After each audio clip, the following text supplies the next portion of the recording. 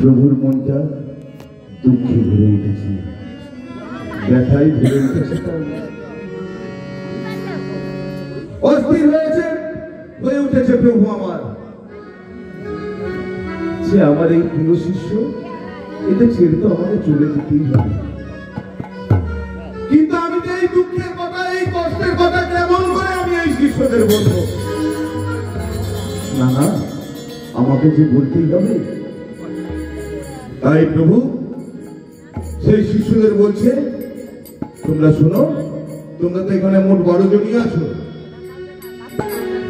এই তোমাদের মধ্যে একজন বিশ্বাসঘাতক আছে, যে আমাকে শত্রুদের হাতে তুলে দেবে, আর তারা আমাকে নিয়ে কত অপমান করবে জানো?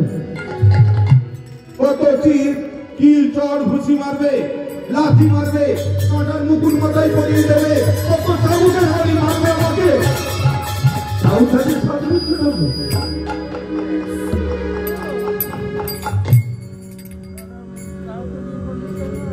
অবশেষে আমাকে নিয়ে তারা ক্রুশে দেবে, ক্রুশে টাঙিয়ে দিয়ে আমার মৃত্যু দেবে। সেই বিশ্বাসঘাতকের জন্য আমাকে এত দুঃখ কষ্ট সহ্য করতে হবে। আর এই কথা শোনার সঙ্গে সঙ্গে সবাটা স্তব্ধ হয়ে গেছে। তারা একে অপরের মুখের দিকে চাইছে, আর নিজেরা মনে মনে চিন্তা করছে,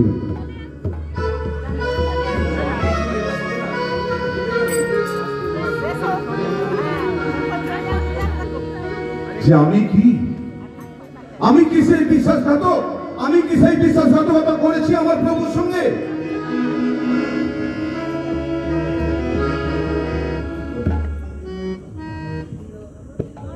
আজকে আমরা এখানে যে কজনই আছি, আমরাও নিজেদের মনকে প্রশ্ন করি।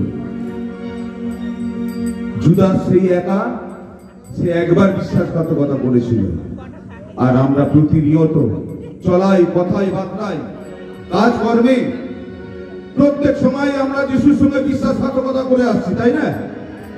তাকে বারংবার আমরা তার হাত বসে বসে পাচ্ছি, কাঁটার মুকুট মাথায় পরিয়ে দিচ্ছি, বারংবার তাকে চাবুক মারছি, বারংবার তাকে ক্রুশে ঝুলিয়ে দিচ্ছি। আমাদের আচার ব্যাপারে, কথায়, বার্তায়, চলাই ফেরায়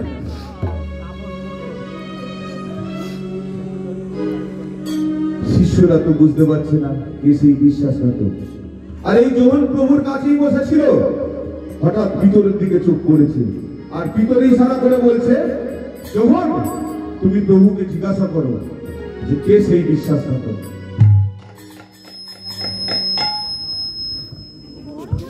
সেন্টুদার মুখে খ্রিস্ট যিশুর এই বাণী শুনিয়া তাপস মণ্ডল সেন্টুদাকে 50 টাকা পুরস্কার করলেন এবং তন্ময়কে 20 টাকা পুরস্কার করলেন। জয় যিশু, জয় যিশু।